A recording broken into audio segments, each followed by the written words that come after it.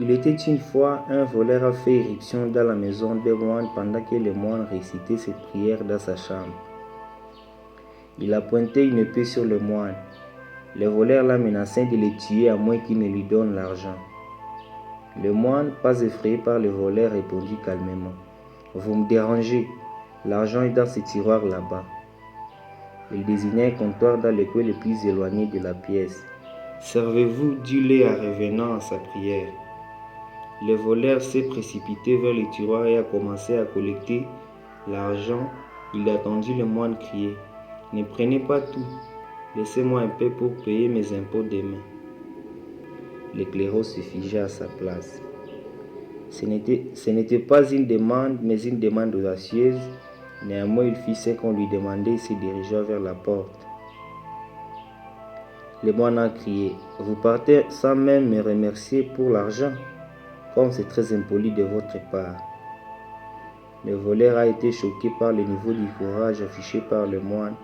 Inconsciemment, il a chuchoté « merci » et a quitté la pièce maladroitement.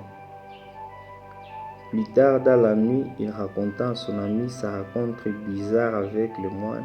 « J'avais plus peur du moine qu'il n'avait peur de moi », il s'est exclamé. Quelques jours plus tard, le cambrioleur a été arrêté. Il a été accusé de vol non seulement chez le moine, mais aussi dans de nombreux endroits. Il a été conduit au tribunal par un procès. Lorsque le moine fut appelé comme témoin, il dit non, cet homme ne m'a rien volé. Je lui ai donné l'argent, il m'en a même remercié. Cela n'a cependant pas empêché le voleur d'être enfermé derrière les barreaux, mais il a eu moins d'années que ce qu'il méritait pour son crime. Pendant son séjour à prison, il a beaucoup pensé au vieux moine. Des années plus tard, le voleur a été libéré de la prison et il se dirigeait aussitôt vers la maison du moine et sonna à la porte. Le moine, en ouvrant la porte, vit l'homme qu'il avait volé, debout, un sac en bandoulière, une certaine humilité dans le regard.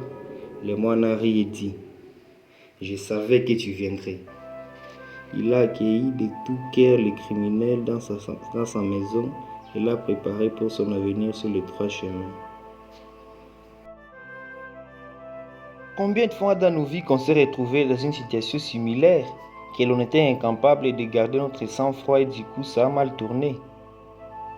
Beaucoup de gens sont victimes de ce genre de situation parce qu'ils ne pouvaient pas garder leur sang-froid. Aujourd'hui, il est très important que tu saches la meilleure chose à faire dans un cas similaire, c'est de rester calme. Garder ton sang-froid te donne la possibilité de prendre le contrôle de la situation et d'avoir une bonne maîtrise de ce qui pourrait se passer. La leçon importante est que, en gardant notre calme et en ayant le plein contrôle de ce qui se passe autour de nous, permet aux gens qui nous agressent et qui nous blessent de prendre conscience de revenir dans les trois chemins. Nous devons toujours agir de façon à être un exemple et une lumière pour ceux et celles qui est dans les ténèbres. N'oubliez jamais de garder votre calme à toutes circonstances et à tout lieu.